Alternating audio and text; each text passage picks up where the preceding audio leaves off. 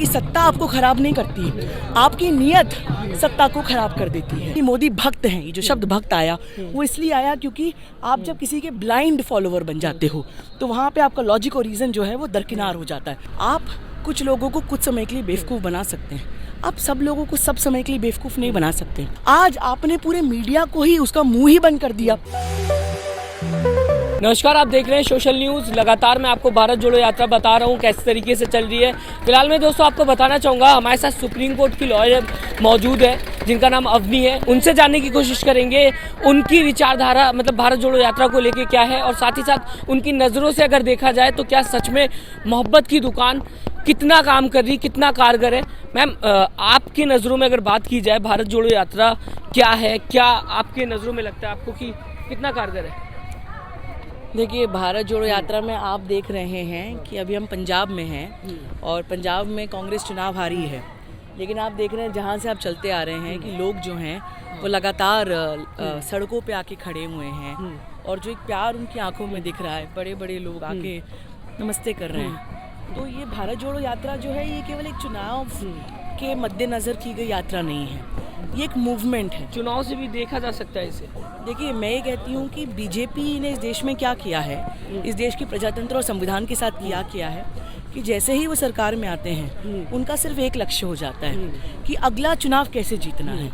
लेकिन आप 24/7 चुनाव मोड में है। लेकिन प्रजातंत्र में जनता आपको इसलिए चुन के नहीं लाती कि आप बस अपनी गद्दी बचाएं। आपको जनता इसलिए चुन के लाती है कि जो जनता के मुद्दे हैं आप उन पर बात करें। लेकिन जनता ही नहीं चाहेगी तो कौन बात करेगा? जनता ये चाहती है कि आप गद्दी का मुंह ना पालें। आपको गद्दी कभी मिलेगी, कभी जाएगी। ये चुनावी प्रक्रिया जो है ये डेमोक्रेसी का एक अभिन्न अंग है। ये साइकिल अपने आप में चलती रहेगी, लेकिन इसके ऊपर जाके अब जैसे हम कहते हैं कि स्मृति ईरानी जो सड़कों पर बैठ जाती थी जब गैस की प्राइस बढ़ती थी, आज सिलेंडर की प्राइस इतनी बढ़ गई है, वो स्मृति ईरानी कहाँ है? तो जस्ट बिकॉज आप एक तरफ हो तो आपका कुछ और रुख है, जब आप दूसरी तरफ चले जाते हो, सरकार बना लेते हो, तो आपका रुख बदल जाता है। तो कांग्रेस में ये जो यात्रा है जो फंडामेंटल तौर पर इस देश के बेस को हिलाने की कोशिश की जा रही है, हाँ, जो हमारा सामाजिक ताना बाना है उसको उधेड़-बुन करने की कोशिश की जा रही है, उसको बचाने के लिए ये यात्रा है, देश की आत्मा बचाने के लिए ये यात्रा है। तो ये इवेंट मैनेजमेंट नहीं है बीजेपी का, ये एक मूवमेंट क्रिएट किया जा रहा है, ये अंतर है। मैम, आपने बोला महंगाई की बात की, आपने गैस सिलेंडर की बात की। जब 2 रुपये भी बढ़ता था, डॉलर का रेट बढ़ता हुआ दिखाई देता था, तो मेन स्ट्रीम मीडिया में कई सवाल उठाए जाते थे। गैस सिलेंडर पे अगर बात कर लूँ, अगर पेट्रोल की मैं बात करूँ, आपने सुना होगा महंगाई डायन खाई जाते हैं, गाना बना दिया गया, एक्टर सामने आ गए, मेन स्ट्रीम मीडिया में ऐसे दिखाया गया कि बाप रे बाप कितना ज़्यादा महंगाई आ गई है। मैं 2013-14 की बात कर रहा हूँ जब बीजेपी सरकार आने वाली थी। अब महंगाई पे कोई बात नहीं करना चाहता, महंगाई पे कोई खबर नहीं देखना चाहता। तो ये भी तो एक चीज़ है ना, लोगों तक मैसेज अवेयरनेस पहुँच ही नहीं रहा है इस बात का। ये इसलिए नहीं पहुँच रहा है कि इस देश में हम प्रजातंत्र को बदल कर एक ओलिगार्की क्रिएट करने की कोशिश कर रहे हैं, जहाँ पे कुछ पैसे वाले लोग सत्ता को अपने कब्जे में रखना चाहते हैं। देखिए, सरकारें बदलेंगी, जैसे आपने कहा कि 2013-14 में भी देखें, जब कांग्रेस की भी सरकार रही तब भी महंगाई हुई। तो आम लोगों को ये समझना और हमें समझाना ज़रूरी है कि प्राइस राइज और इन्फ्लेशन दो अलग अलग चीज़ें हैं। इन्फ्लेशन मतलब कि समय के साथ साथ जो है वो चीज़ों की कीमतें बढ़ेंगी, लेकिन जब सरकार की नीतियाँ बुरी होती हैं, जब उनको फंडामेंटली इकोनॉमिक्स अर्थशास्त्र के नियम नहीं समझ में आते, जब उनका इंटेंशन लोगों को सशक्त करना नहीं लेकिन कुछ अमीर लोगों को सशक्त करना होता है, तो उसमें एक बड़ा बदलाव ये आता है कि सरकार की नीतियाँ जो हैं वो कुछ लोगों को मद्देनज़र रख के बनाई जाती हैं, तब होता है प्राइस राइज। तो प्राइस राइज और इन्फ्लेशन में समझना ये अंतर ज़रूरी है। हाँ, अब हम जो देख रहे हैं, कोविड हुआ, ये केवल भारत में तो नहीं हुआ, दुनिया भर में हुआ। लेकिन कोविड के समय पे हमारी जो इकोनॉमिक पॉलिसी थी, डीमोनेटाइजेशन, इतनी बड़ी आपने नोटबंदी कर दी, आप आज तक ये नहीं समझा पाए लोगों को कि इस नोटबंदी से देश वालों को क्या फ़ायदा हुआ। तो ये एक बुरी इकोनॉमिक पॉलिसी थी।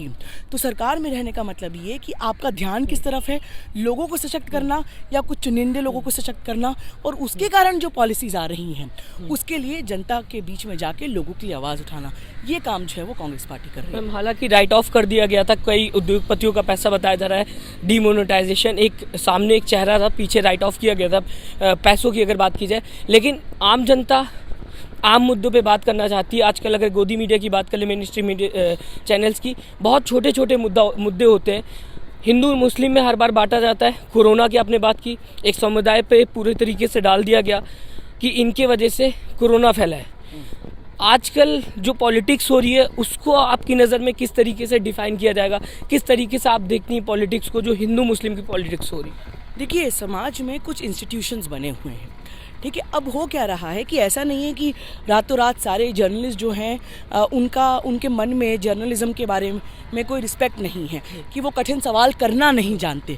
वो कर इसलिए नहीं पा रहे हैं क्योंकि एक डर की राजनीति, एक डर का माहौल बना दिया है कि कोई भी व्यक्ति जो अपना आवाज़ खोलेगा, सरकार को चैलेंज करेगा, उसको जो है किसी ना किसी तरीके से परेशान किया जाएगा, उसको जेल में डाल दिया जाएगा, उसका बिजनेस ठप करा दिया जाएगा, उसके ऑफिस में रेड पड़ेंगी। तो हमारे देश में जो freedom of speech and expression है, आर्टिकल 19, और उसमें मीडिया के राइट को, मीडिया के अधिकार को कहीं ना कहीं संविधान में एक्सप्रेसली नहीं लिखा गया, लेकिन सुप्रीम कोर्ट ने अलग अलग जजमेंट्स में कहा कि मीडिया के अधिकार को बिना पढ़े आर्टिकल 19 कंप्लीट ही नहीं है। तो कांग्रेस की सरकार और बीजेपी की सरकार में जो बड़ा अंतर ये है कि कांग्रेस की सरकार जब थी तब मीडिया वाले सवाल खड़ा कर सकते थे। आज आपने पूरे मीडिया को ही उसका मुंह ही बंद कर दिया, तो लोगों के बीच में ये जानकारी इसलिए नहीं पहुंच पा रही है। हाँ, बात की जाएगी अभिषार शर्मा, पूर्ण प्रसून वाजपेयी, ऐसे साक्षी जोशी, अब तो रवीश कुमार भी इस मंच पे आ चुके हैं, लगातार जुगनू बन के चमचमाते हुए दिखाई दे रहे हैं सोशल मीडिया पे।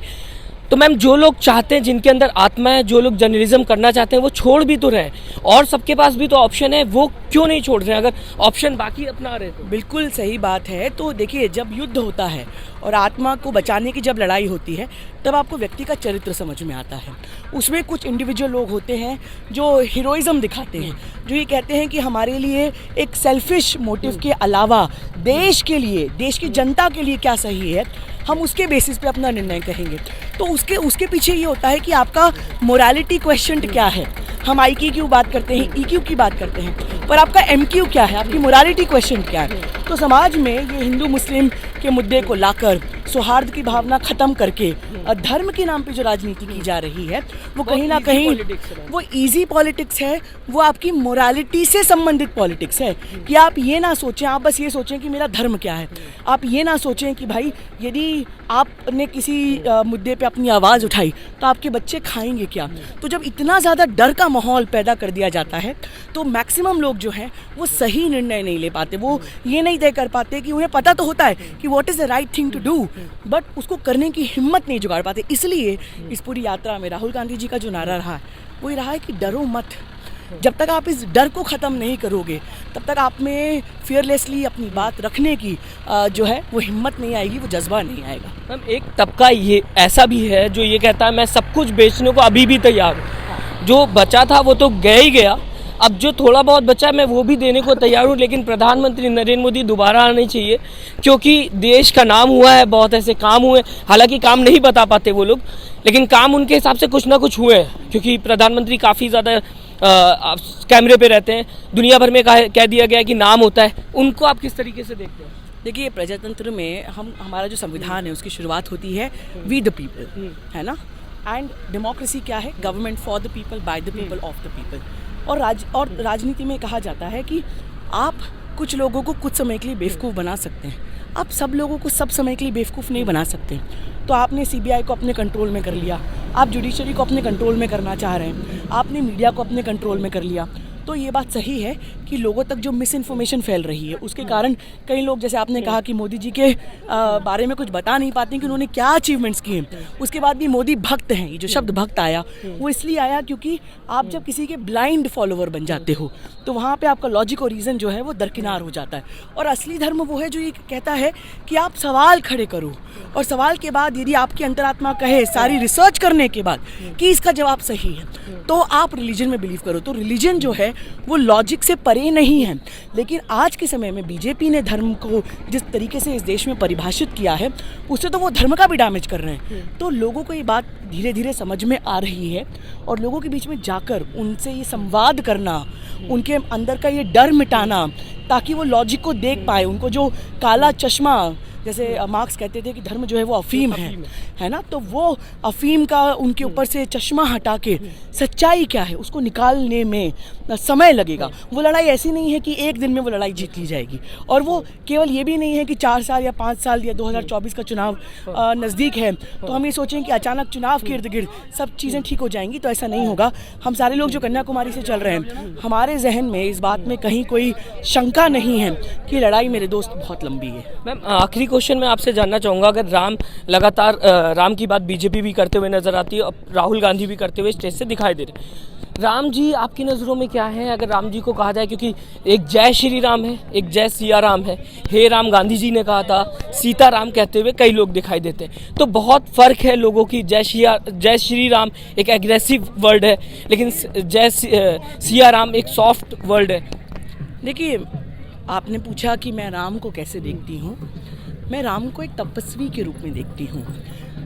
राम राजा राम कहलाए, वो राजा बने, उन्होंने सत्ता भोगी, लेकिन उनकी जो नीयत थी वो एक तपस्वी वाली नीयत थी। वो बलिदान देना चाहते थे, उन्होंने बलिदान दिया और उसके बाद वो सत्ता में आए। तो सत्ता में आने के बाद जैसे कहा जाता है कि सत्ता आपको ख़राब नहीं करती, आपकी नीयत सत्ता को ख़राब कर देती है। तो बीजेपी ने सरकार बनाने के बाद इतना लंबा चौड़ा उनको बहुमत मिला, तो सरकार में आने के बाद बीजेपी वालों ने सरकार में आने के बाद बीजेपी ने क्या किया, लोगों को ही भूल गई, लोगों के मुद्दों को ही भूल गई। इसलिए आज राहुल गांधी एक तपस्वी के रूप में सड़कों पर आए ताकि लोगों के मुद्दों मैं बहुत शुक्रिया आपका हमसे बात करने के लिए। तो आपने सुना, हम लोग लगातार कोशिश कर रहे थे, आपके सामने मैं हर बार कोशिश करता हूँ सही मुद्दे आपकी आंखों के सामने आ पाए, सही बातें आपके सामने आ पाए, ताकि आप सोचें और समझें। आजकल के दौर में सोचना और समझना बहुत ज़रूरी है, क्योंकि मेन स्ट्रीम मीडिया अगर आप देखेंगे तो शायद आपकी आंखों पे पर्दा डालने का काम किया जाता है। इस बीच अपने दिमाग का प्रयोग करें, जो भी आपको दिखाया जा रहा है उसको एक बार रिसर्च करें, खुद पत्रकार बन जाएं, ताकि देश आगे बढ़ पाए, देश में सही राजनीति हो पाए। राजनीति बहुत तरीके की होती है, लेकिन धर्म की राजनीति शायद देश को खोखला करेगी, क्योंकि धर्म राजनीति के लिए नहीं बना है। अपनी विचारधारा हमको ज़रूर बताएं, आप बताएं कि आप किस तरीके से भारत जोड़ो यात्रा को देखते हैं, और अभी तक अगर आप सच्ची पत्रकारिता के लिए हमसे जुड़े नहीं तो ज़रूर जुड़िएगा।